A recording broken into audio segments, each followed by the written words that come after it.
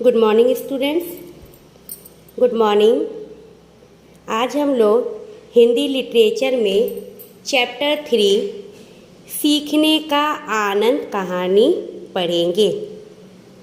इस कहानी में हम लोग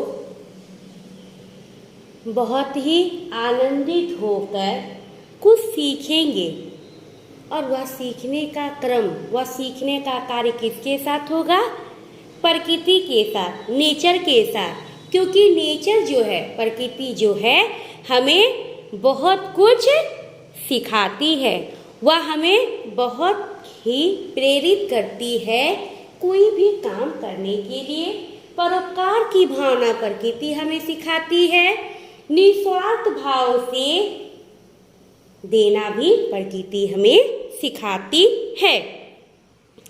तो इस कहानी में भी हम लोग प्रकृति से जो बहुत ही खूबसूरत उपहार गिफ्ट के रूप में, बहुत ही ब्यूटीफुल गिफ्ट के रूप में नेचर क्या करती है, हमारे सामने आती है, हमारे सामने हम लोग देखते हैं। तो क्या है? सीखने का आनंद।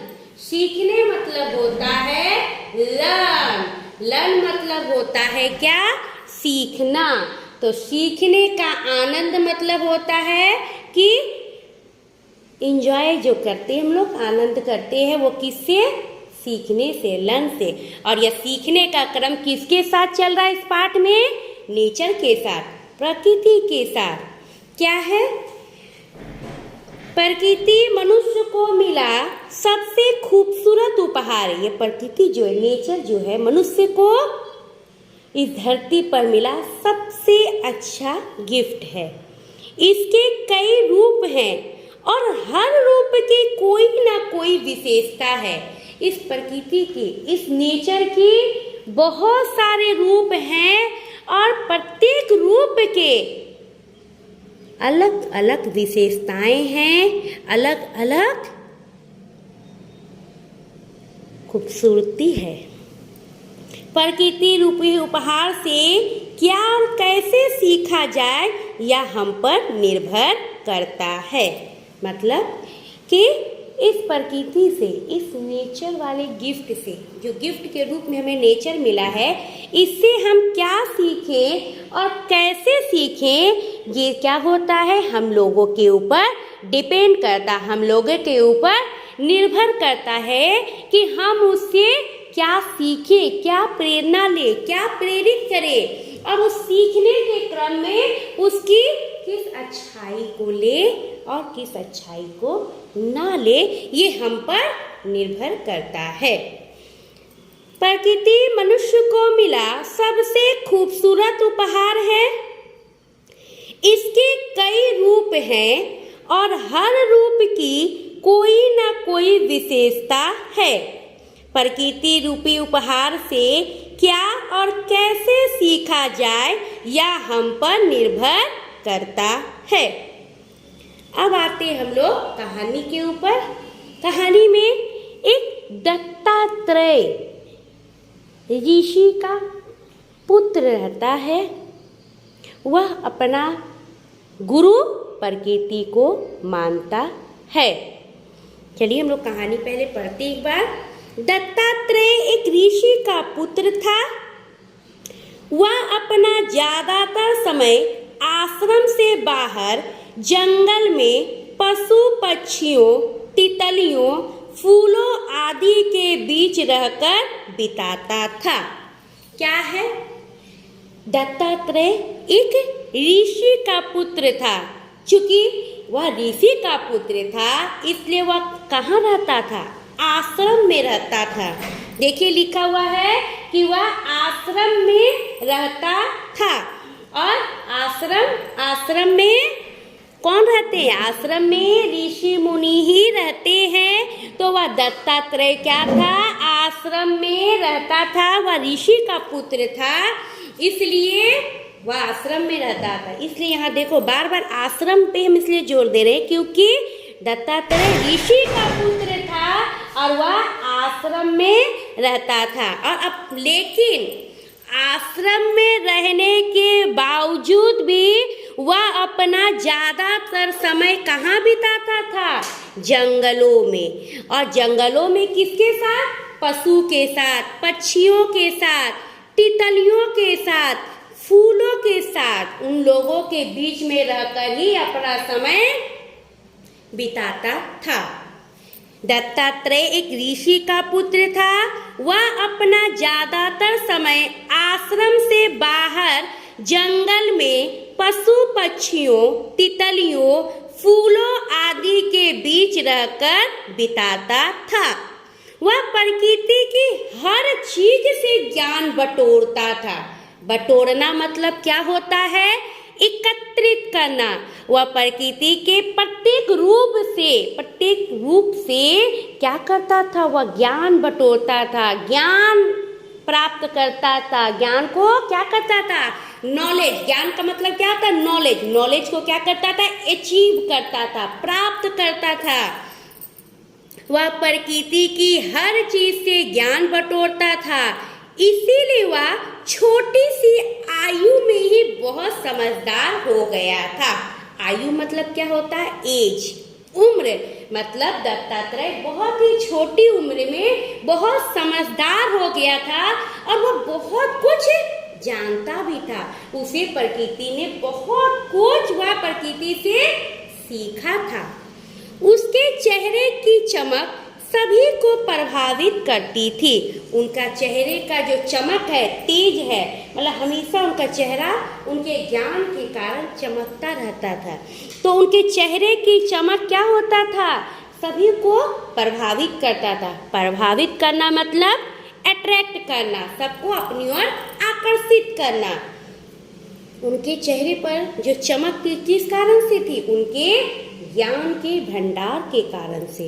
और वह ज्ञान उन्हें कहाँ से प्राप्त होता था? वह ज्ञान उन्हें प्रकृति के विभिन्न रूपों से प्राप्त होता था। फिर क्या है? एक दिन एक राजा घोड़े पर सवार जंगल से गुजर रहा था। एक राजा था, वो क्या होता है? राजा कहाँ पे? घोड़े पर सवार था वह राजा और उसी जंगल से गुजर रहा था जिस जंगल में दत्तात्रेय हमेशा घुमा फिरता करता था।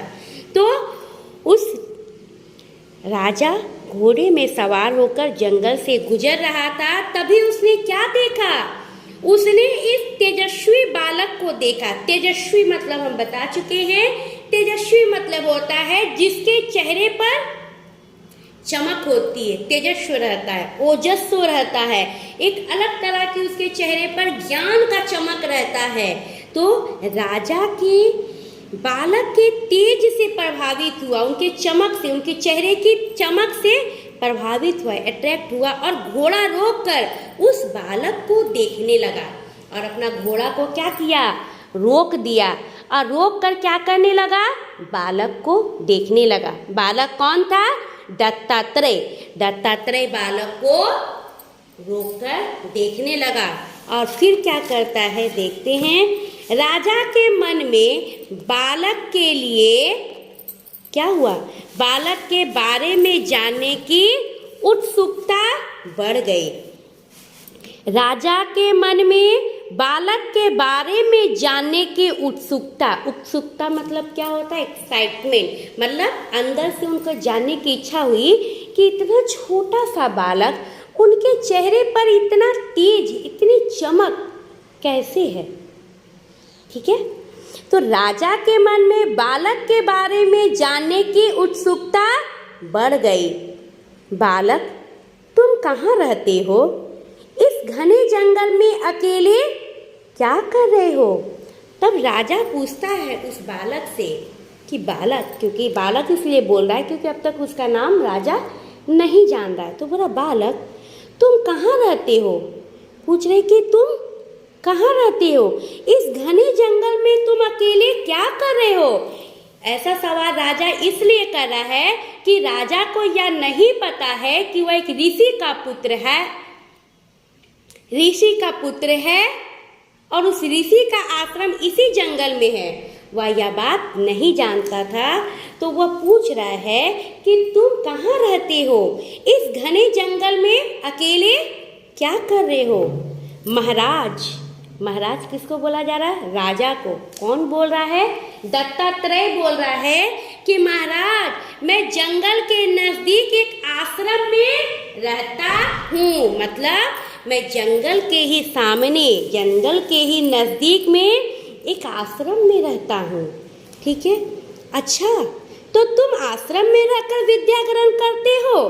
क्योंकि हम लोग जानते हैं कि बच्चे लोग क्या होता है, आश्रम में रहकर ही विद्या, पहले जमाने में लोग क्या करते थे, अपने बच्चे को आश्रम में भेजते थे और वह बच्चा वहीं पर विद्या ग्रहण करता था।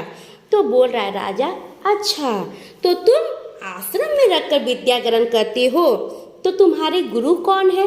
वैसे जब तुम वहाँ पर रहकर विद्या ग्रहण कर रहे हो, पढ़ाई कर रहे हो, कुछ सीख रहे हो, तो तुम्हारा गुरु तो कोई ना कोई तो होगा ही।